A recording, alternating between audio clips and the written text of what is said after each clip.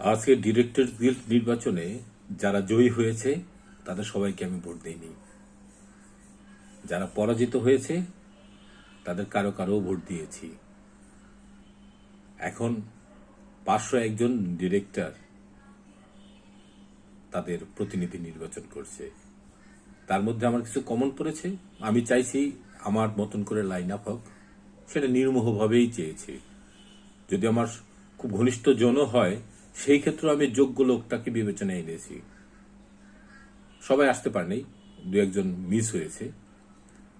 আর যারা আসছে তার মানে অধিকাংশ ডিরেক্টরদের ভোটেই আসছে। তো ডিরেক্টরদের ভোট দেয়া না দেয়ার কারে দিবে কারে দিবে না সেটা তাদের ব্যাপার। তো আমাদের আক্কেল জ্ঞান সবসময় একটু কম থাকে, আবার কম আক্কেল জ্ঞান সম্পন্ন লোকজনই অনেক সময় সঠিক সিদ্ধান্ত নেয়। দুইভাবেই আছে। হ্যাঁ, আমরা ভোটারদের সবসময় বোকা মনে করি, আবার ভোটাররা ভুল লোককেও নির্বাচিত করে। তো এবার আমার ধারণা, যতগুলো নির্বাচন হয়েছে এর আগে অথবা নিকট অতীতের যেই ভুল ভ্রান্তি আছে, এবার বোধহয় সেইটা একটা সমাধান হবে। হ্যাঁ, এখানে সবাই আমরা সবার জন্য কাজ করি, কেউ কারো ব্যক্তিগত স্বার্থের জন্য না।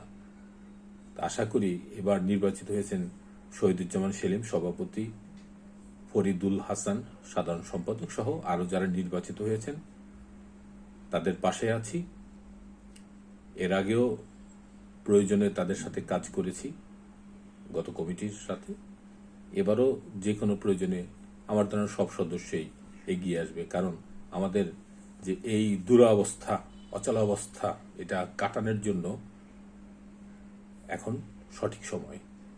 আর যারা নির্বাচিত হতে পারেননি তাদের মধ্যে আমার কেউ কেউ প্রিয় লোক আছে, বা কারো কারো আমি ভোটও দিয়েছি।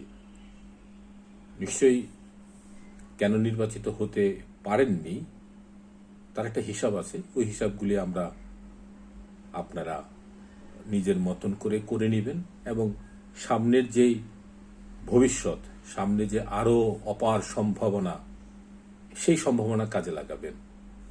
তরুণদের জন্য শুভকামনা, বন্ধুদের জন্য শুভকামনা, বড়দের জন্য শুভকামনাই রইল।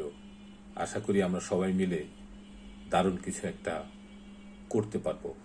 আমাদের যে অচল অবস্থা, এটা নিরসন হোক, পরিচালকদের আত্মমর্যাদা ফিরে আসুক। এখন ফিরে আসুক মানে হলো, ফিরে আসার প্রত্যাশা করি এই জন্য কিছুটা তো ক্ষুণ্ণ হয়েছে নানান কারণে।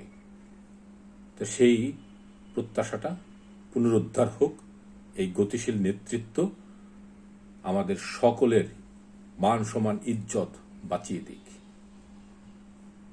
তাদের কাছে আমাদের এটাই প্রত্যাশা।